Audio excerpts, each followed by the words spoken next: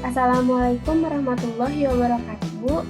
Izin memperkenalkan diri, nama saya Zahra Delia Permana dari kelas A2 dari Prodi Pendidikan Bahasa Sastra Indonesia dengan NIM 21210063. Di sini saya akan menjelaskan sedikit mengenai relevansi Pancasila sebagai pengembangan ilmu untuk memenuhi salah satu tugas mata kuliah pendidikan Pancasila dengan dosen pengampu Bapak Wahyu.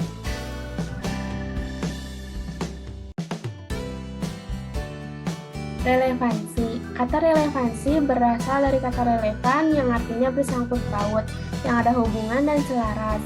Menurut Kamus Besar Bahasa Indonesia, relevansi artinya keterkaitan. Sedangkan menurut Sukma Dinata, relevansi terdiri dari relevansi internal dan relevansi eksternal. Relevansi internal adalah adanya kesesuaian atau konsistensi antara komponen-komponen seperti tujuan, isi, proses penyampaian, dan evaluasi. Atau dengan kata lain, relevansi internal menyangkut keterpaduan antara komponen-komponen. Sedangkan relevansi eksternal adalah kesesuaian dengan tuntutan, kebutuhan, dan perkembangan. Dapat dipahami bahwa relevansi adalah hubungan kesesuaian dengan kebutuhan masyarakat. Relevansi Pancasila sebagai pengembangan ilmu. Pancasila sebagai dasar nilai pengembangan ilmu memiliki arti bahwa kelima nilai dari Pancasila sendiri merupakan pedoman dalam pengembangan ilmu pengetahuan dan teknologi. Akan tetapi, sejalan dengan perkembangan iptek di masa kini, tidak dipungkiri selain dampak positif juga terdampak dampak negatif. Pengaruh dari budaya luar dengan mudah masuk ke Indonesia menyebabkan lunturnya budaya Indonesia itu sendiri. Dan juga dijumpai kasus-kasus penyalahgunaan iptek yang tidak sesuai dengan nilai-nilai Pancasila. Pancasila sebagai dasar pengembangan ilmu. Yang pertama, bahwa setiap ilmu pengetahuan dan teknologi atau iptek yang dikembangkan di Indonesia haruslah tidak bertentangan dengan nilai-nilai yang terkandung dalam Pancasila. Yang kedua, bahwa setiap iptek yang dikembangkan di Indonesia harus menyertakan nilai-nilai Pancasila sebagai faktor internal pengembangan iptek itu sendiri. Yang ketiga, bahwa nilai-nilai Pancasila berperan sebagai rambu normatif bagi pengembangan iptek di Indonesia.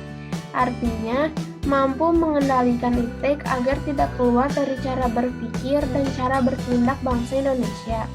Yang keempat, bahwa setiap pengembangan iptek harus berakar dari budaya dan ideologi bangsa Indonesia sendiri atau yang lebih dikenal dengan istilah indigenisasi ilmu atau mempribumian ilmu.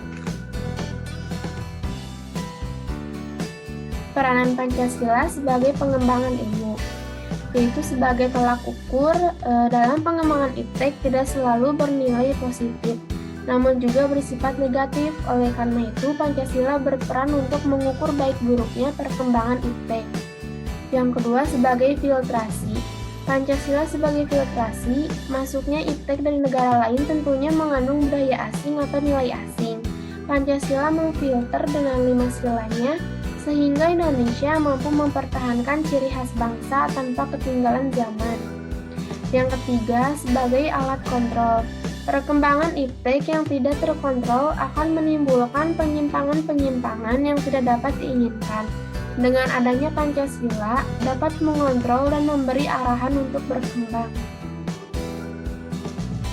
Maka kesimpulannya yaitu Pancasila merupakan satu kesatuan dari sila-silanya yang merupakan sumber nilai. Artinya, kelima Pancasila merupakan pegangan dan pedoman dalam pengembangan ilmu pengetahuan dan teknologi, kerangka berpikir, serta asas moralitas bagi pengembangan ilmu pengetahuan dan teknologi di Indonesia. Pengembangan ilmu dan teknologi yang menyangkut manusia haruslah selalu menghormati martabat manusia. Haruslah meningkatkan kualitas hidup manusia baik sekarang maupun di masa depan. Ilmu dan teknologi hendaknya membantu penciptaan masyarakat yang semakin lebih adil. Terima kasih, sekian dari saya. Mohon maaf jika banyak kekurangan. Wassalamualaikum warahmatullahi wabarakatuh.